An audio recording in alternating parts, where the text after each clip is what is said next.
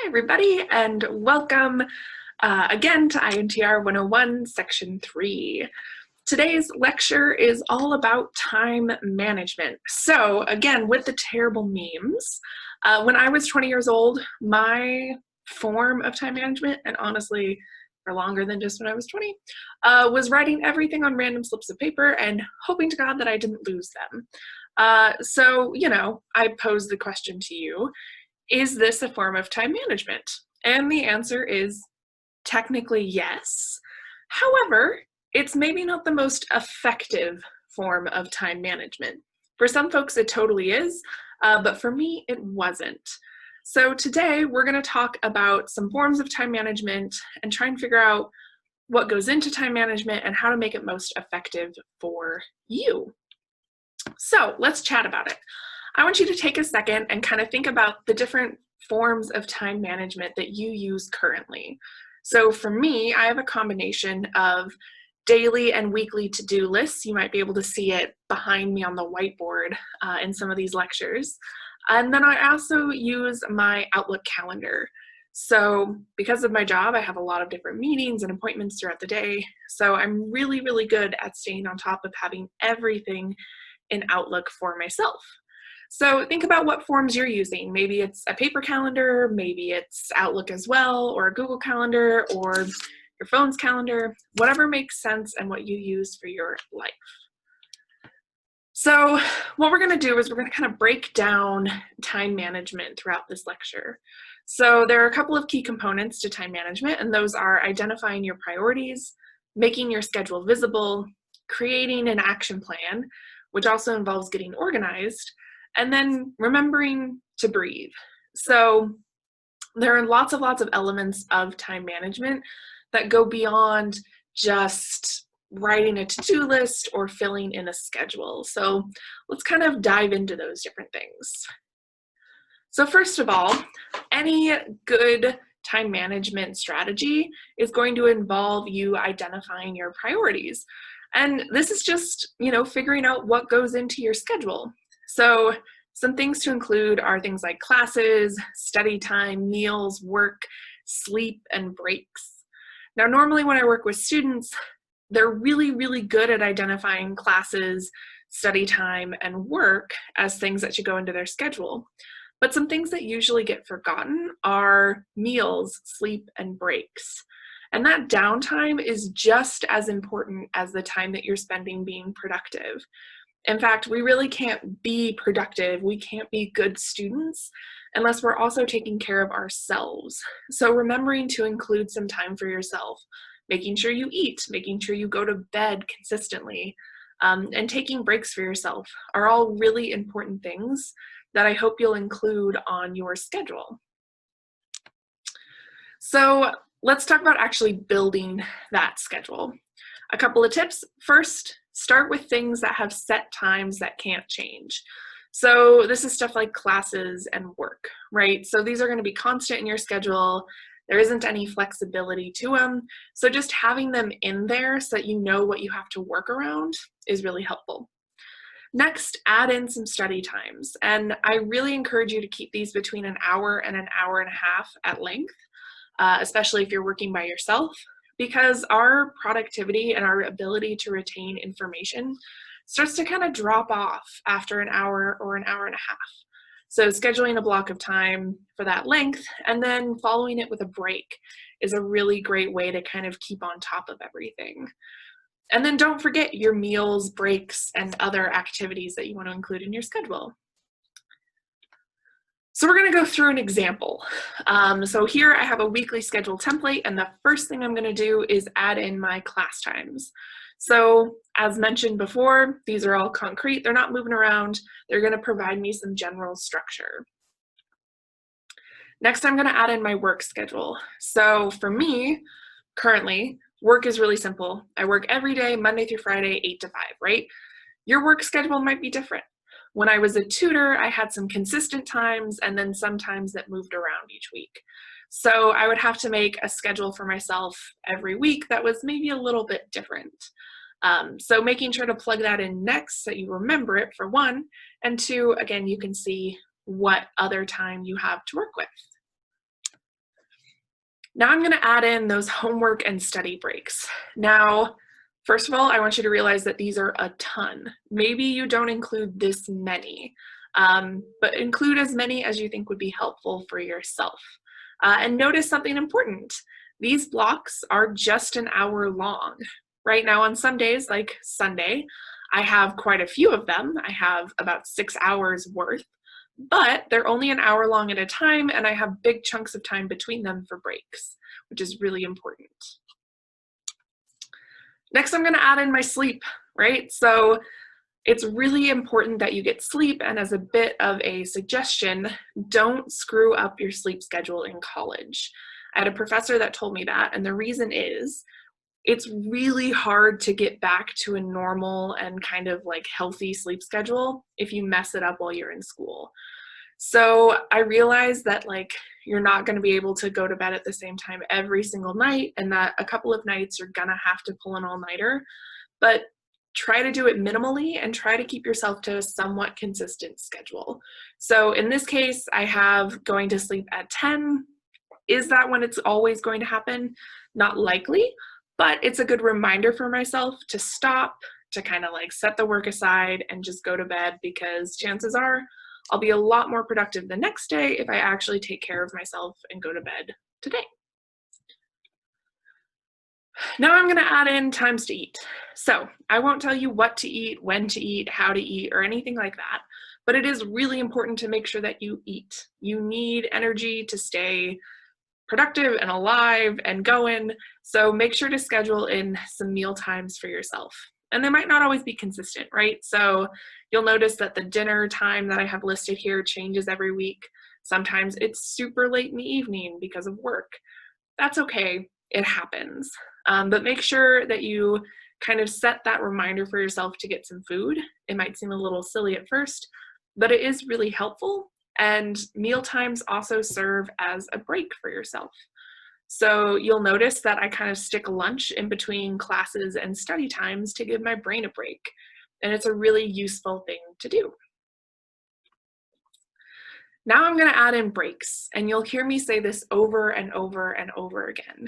Breaks are really, really important, and you want to make sure that you include them in your schedule. Now, if you're like me, when I was in undergrad, I always felt really guilty for taking a break, because the whole time I was like, man, I should be being productive. I'm just wasting time. And I would just feel bad about it. So actually scheduling out your breaks and sticking them in your planner, in your calendar, can help sort of minimize that guilt, which is really important, because you can see that you've already set this time aside for yourself. You can see that you've got time later in the day to go back and do more homework and studying. But what's important is that you're taking some time for yourself to allow your brain to chill, to let the ideas that you're learning kind of sit there, build some connections, let them stick. So include those breaks. And these can be things like travel time, right? If you're going from class to class or from home to work, that can be a little bit of a break for yourself. So treat it like that. You know, pop in some music that you really enjoy. All of you have been giving me some great music suggestions, or a good podcast or anything like that, and just kind of let your brain mellow for a little bit. Also include things like what you want to do with those breaks. So you'll notice on Saturday I have a friend night, and maybe that's a really consistent thing that you always do for yourself, that gives you a little bit of an outlet for all of your stress and a chance to catch up with people. So if you remember anything, remember that breaks are important and it's good to schedule them. Plus, when you schedule breaks, it's less likely for a 15-minute break to turn into a 10-hour break, which totally happens, and I get it. So setting those kind of time limits for your breaks is also really critical. So if we look back at that schedule, you might, like me, go, oh my gosh, that's actually really overwhelming to have every single hour of the day planned out. And I agree. So what you can do is change it, right? There is no single best way to schedule your day. It's all about what works best for you. So what I have here is actually something that's much more realistic to what I like to do when I'm scheduling my day. And that's, I do sort of everything that's super important and then I leave a lot of extra room for flexibility. So what I feel like I need is a reminder of when all my classes and work are, some reminders to eat, and then I include just a couple of times that I want to study. Now, obviously, I'm actually spending more time than what's posted here to study, but I put in these little blocks as a reminder and as like a designated study time so that I always have that time in my schedule from week to week. And it's consistent. So I try to have Tuesday through Thursday, some really consistent blocks of time for me to study with a break in between. I had study groups on Saturdays and Sundays, especially when I was in a political science class. So putting those in my schedule to make sure that I was really consistent with them helped out a lot. So include as much or as little detail as you need. Make sure that your schedule is working for your life. So this class and all of our other classes will be going online after fall break, and it's important to adapt your scheduling process to fit an online environment. So what's great about online courses is that they can provide a lot of scheduling freedom, but it's also important to give yourself some structure, right? That's a double-edged sword. So you have a lot of flexibility in it, but that can also mean that you might put off the course until Friday night before everything's due. So building your own structure can help with motivation and keep you actually on top of the work. And when it comes to scheduling an online schedule, it's really important to be specific. So to say what exactly you plan on doing during the time that you block out. So we're going to go through an example of a schedule for a more online class environment. So first, if you have any classes that require you to attend a Zoom lecture at a certain time, make sure to plug those in just like before. So let's say when we shift to online learning, your biology, ISEM, and math classes are still meeting at a consistent time. Put those in. So just like before, we're going to start with things that are set.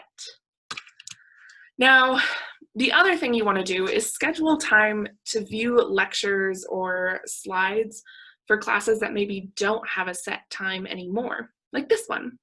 So what I did in this schedule is I said, okay, on Mondays and Wednesdays and Fridays, I'm going to watch the recorded lectures for my classes. And then on Tuesdays and Thursdays, I'm going to take notes on posted slides that I have for some other classes. So I'm treating my online classes as if they were an in-person class. And that gives me a lot more structure and a lot more sense of normalcy when it comes to like this online environment where I'm not meeting with someone consistently every week. And putting your time for these activities can really help keep you on track. So for this class, if you schedule time on Mondays and Wednesdays, like I suggested in the syllabus, to watch the lectures, you're going to stay on top of everything and you're not going to be in a rush on Friday to try and finish everything up. Just like before, I'm going to schedule some homework and study time. Again, I kept these times between an hour and an hour and a half, and I kind of spread them throughout the week. So this one's maybe a middle ground between the scheduling every hour and the other version where I only had a couple, just to provide myself, again, that structure that I really need. So maybe you had a regular study table that you went to while we're still on campus, and after fall break that might not exist anymore for you if you're back with your parents or guardians or anything like that. But trying to keep that study time consistent and plugging it back into your schedule can be really helpful, again, to provide that structure for yourself. So for this one, I left a lot of space. I didn't include meal times or work time, just because I wanted to focus more on, how we adapt for online structures. But those things would go in just like before. You're going to plug in some break times for yourself, times when you want to eat, work, all of those different things as normal. But again, something that I will repeat ad nauseum is when you have all online classes, it's important to build in time for being flexible. So things don't always go according to plan with online classes. one recorded lecture may be an hour long versus another one that's like 45 minutes or half an hour. So making sure you have some space in your schedule to adjust things can be really useful in an online environment. So it's all about kind of striking that balance of providing scaffolding and structure for your day without being too restrictive, so that if things take longer than expected, you have some wiggle room. So we've built the schedule, we know what's going into it. Now we need to make sure that it's visible. So, you know, a lot of times, what we'll do is kind of come up with a mental to-do list or a mental schedule for ourselves, but never actually write it down or record it anywhere. And it's really important to record it because that can help motivate you to do it, right? So we automatically become a lot more likely to do an activity that we say we're going to do when we write it down, right? It's kind of a way to hold ourselves accountable. So there are a lot of different ways that you can do this. You can use a paper planner, your phone, organizational apps, whatever works best for you. Myself, like I said, I like to have kind of a multi-type, I guess, system. So I'll have a piece of paper with a to-do list on it, or my whiteboard behind me with a to-do list on it. But then I'll have my online calendar. When I'm at home and it's just like personal stuff, I'll do it in a to-do list through an app on my phone, plus some like sticky notes all around my apartment to remind me of certain things. So little things like that and combining whatever methods make the most sense for you are really critical. So we're going to go through some different scheduling options and just look at the different scales of a schedule.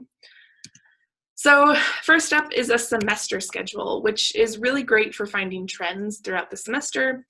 So this is a fall 2019 academic calendar. I will post a link to a fall 2020 calendar so you can have it.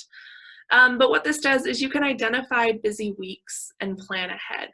So maybe there's a week that you have a lot of tests, then you can kind of make sure that the week prior is when you're doing more of the studying so you can focus on those exams that week. Now, the unfortunate thing about semester schedules is that you can't really see a ton of detail about what's happening from day to day, right? So I know when my lab reports are due, but I don't really know what else I have going on that day that might impact my ability to get things done. So then we come to our weekly schedule. So this is what we've been doing and looking at examples of. So it has a lot more detail than a semester schedule. It's easier to see where you have free time. But like I mentioned, it can be a little overwhelming if you have like a really busy week and you can't easily see what's coming up next. So maybe I've got a really stellar schedule for this week, but I don't really know what's happening next week. So there are some pros, some cons, just like any other calendar. Then we have our daily schedule. So a daily schedule can be as simple as a to-do list, right? I feel like most of us write them. They're really great things to have, and this is a really great way to give your day some structure. So when we look at like, okay, I've got homework and study time on my weekly schedule, well, what am I actually doing during that homework and study time? What assignments do I have due? What things do I need to get done? So, you know, kind of being more specific with your daily schedule can help. Now, it is important to remember that it can get a little overwhelming if you schedule too many things in one day. So I generally suggest that folks only schedule, I don't know, like 5 big things per day, because any more than that can be hard to accomplish and can be very, very stressful for yourself. So my favorite method is to make a master to-do list on Sunday night and break it up over the rest of the week into what I'm going to get done each day. So maybe my Sunday to-do list has like 27 items, but each daily to-do list only has like 4 or 5 items. And that makes it a lot more doable while also reminding me of what stuff I need to accomplish. So now we're going to talk about another form of time management, which is an action plan. And action plans are one of academic coaching's absolute favorite things.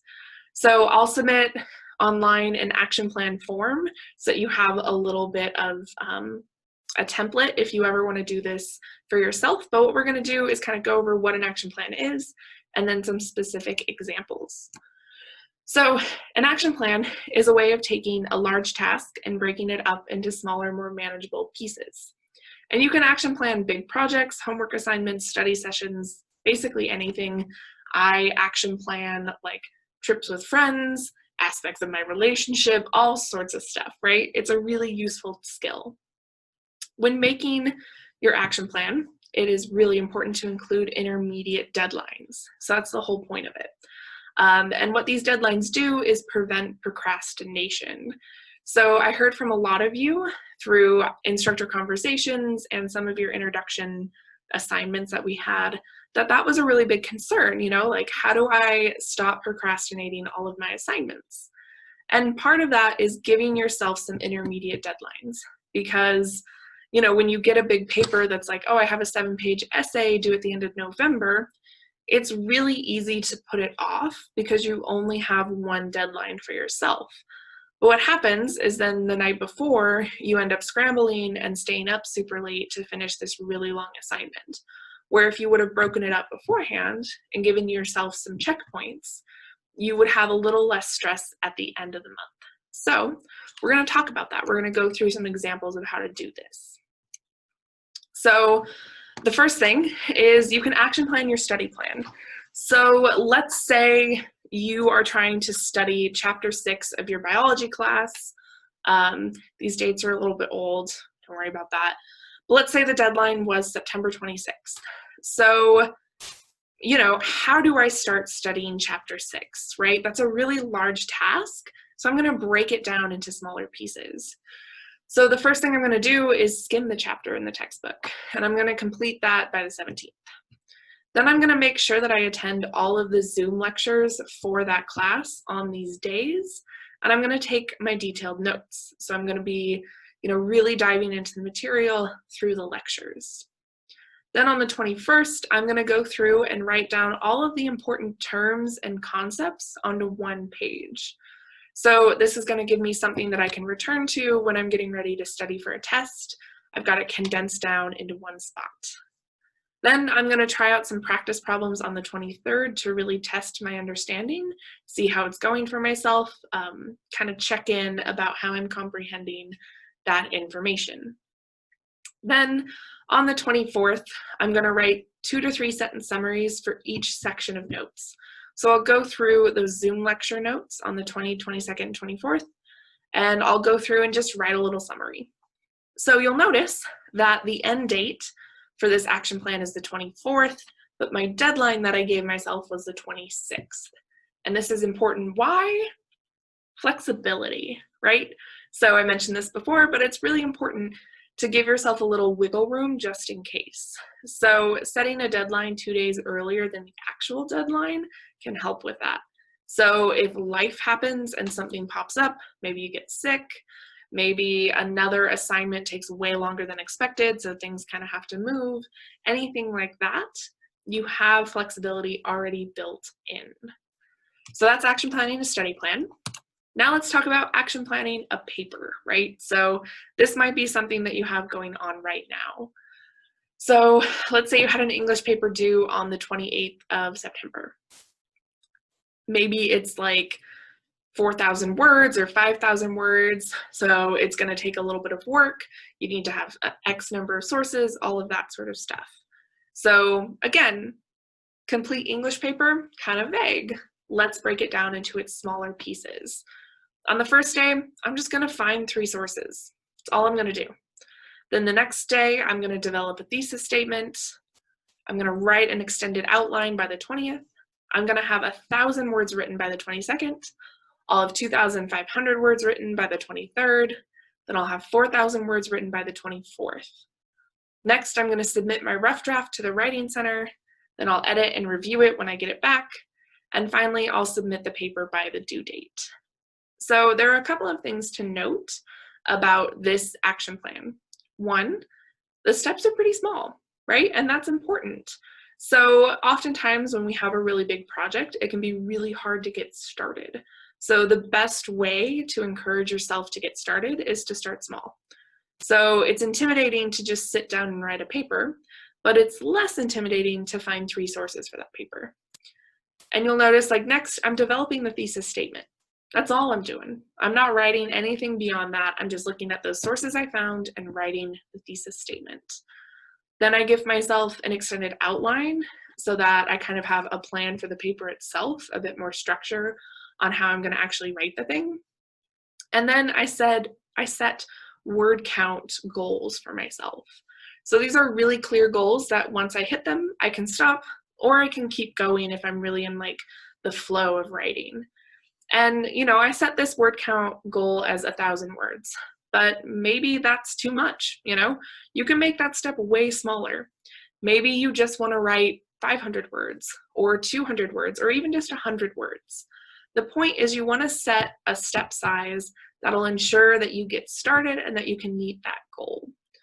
One of the other things that I included was submitting a rough draft to the Writing Center.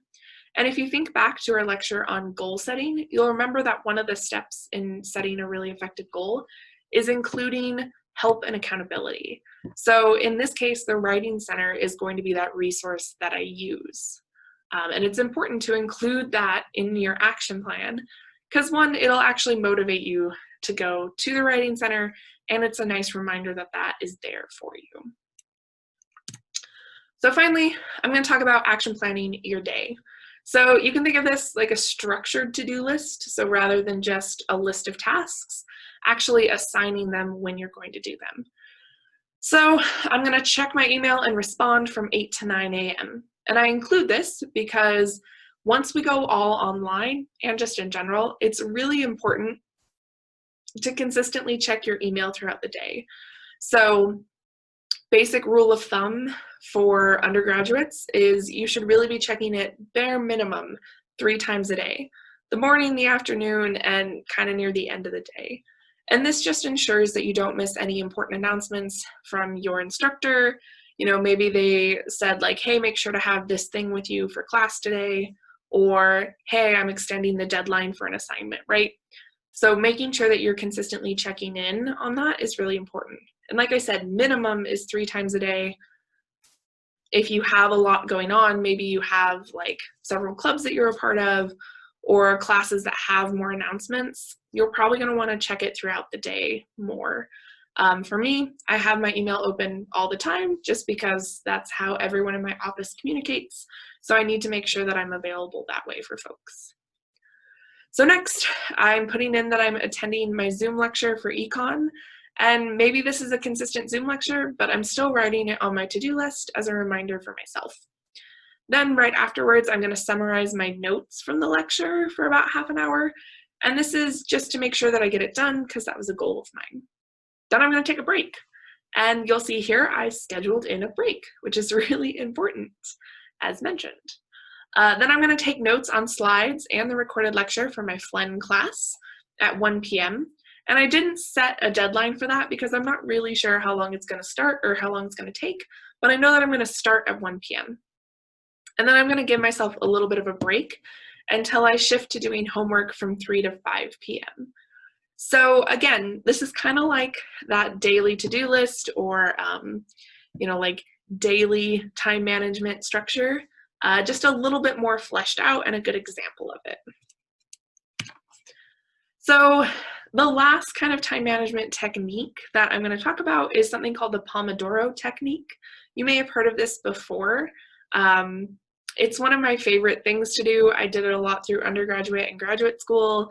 I do it when I'm at work and I'm struggling to stay productive. And basically, it's time management for the small scale. It's a way to organize how you work. So you kind of understand the task and the time that you have, and you break it into chunks, which are called Pomodoros. And for each 25 minutes of intense focus, you give yourself a 5-minute break. So you'll work for 25 minutes, followed by a 5-minute break, work for 25 minutes, 5-minute break. And after you do 4 of those back and forth, so 4 25-minute sections, about 100 minutes, you take a longer break, a 30-minute break.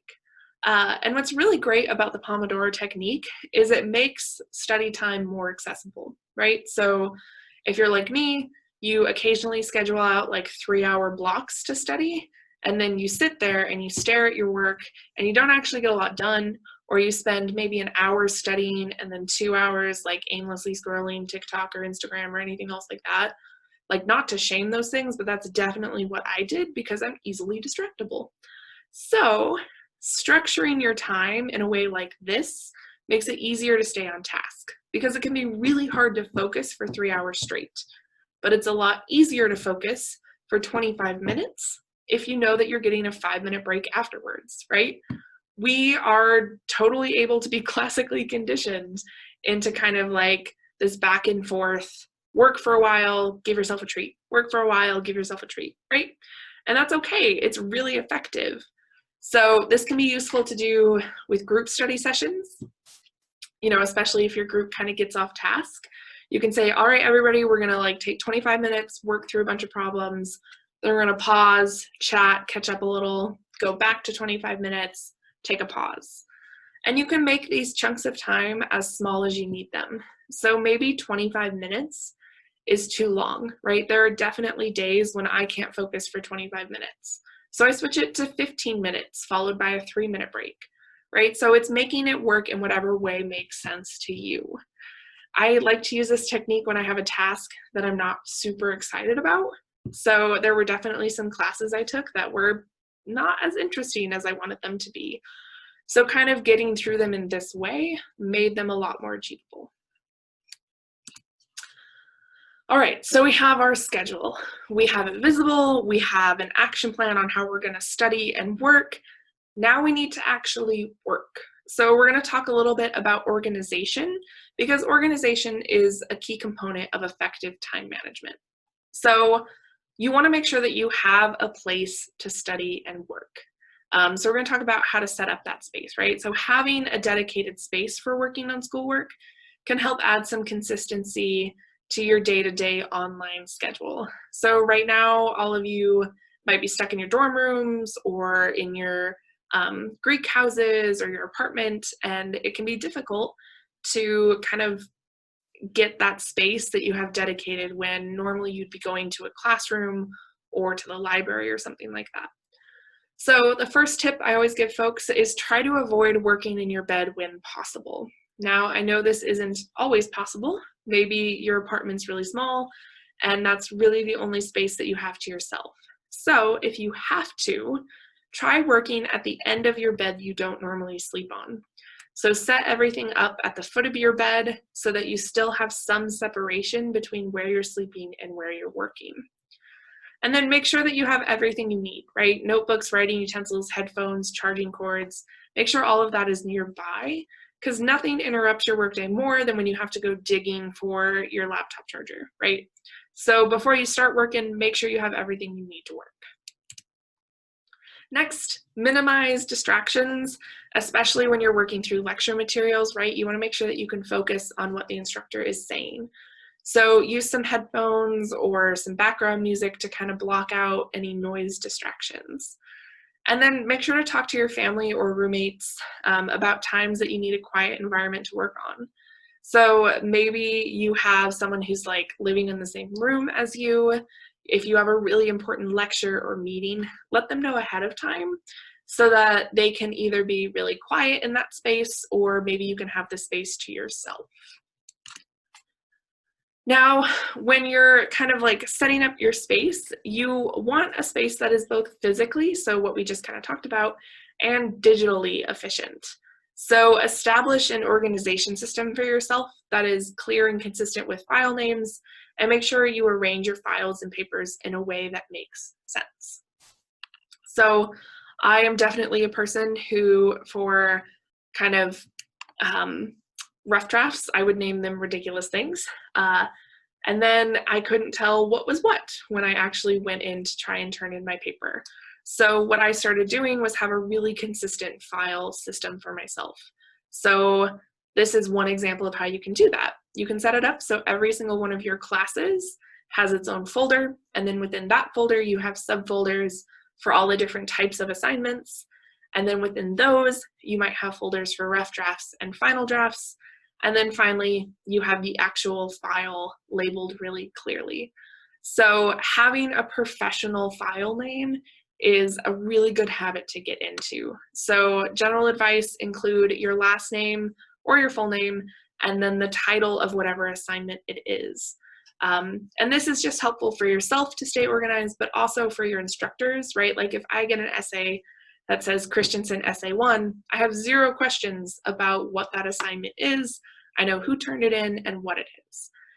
This is also helpful when you're applying to jobs. You know, maybe you have like your last name underscore resume underscore 2020, so that you know what iteration of your resume it is, who it is, all of that jazz.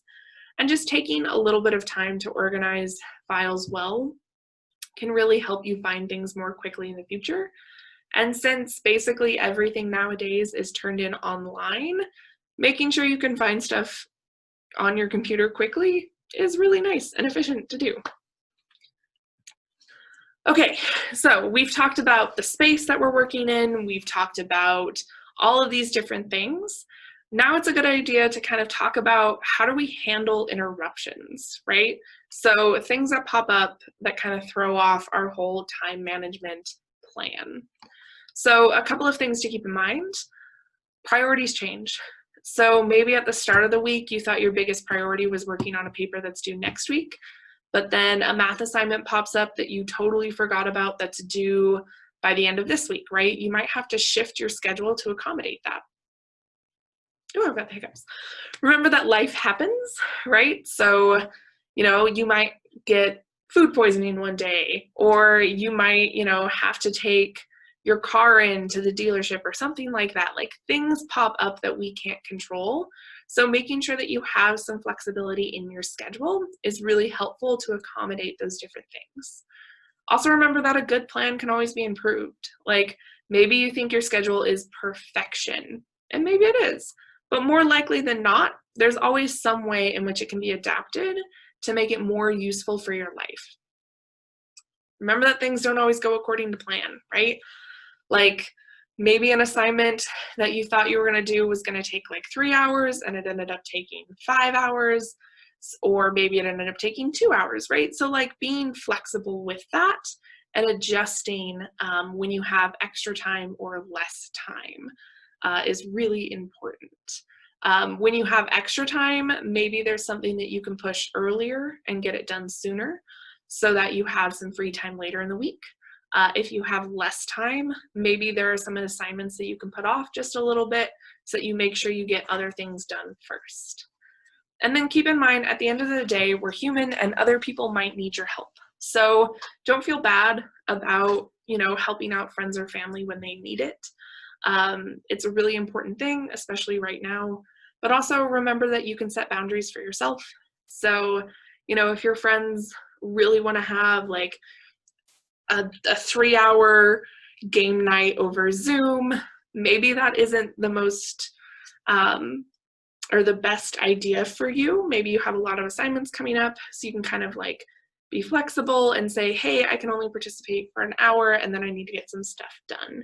So keeping in mind that like you have that power to set boundaries for yourself to make sure that you stay on top of everything that you need to get done while also having fun and taking care of yourself. And the most important thing with time management is remember to breathe.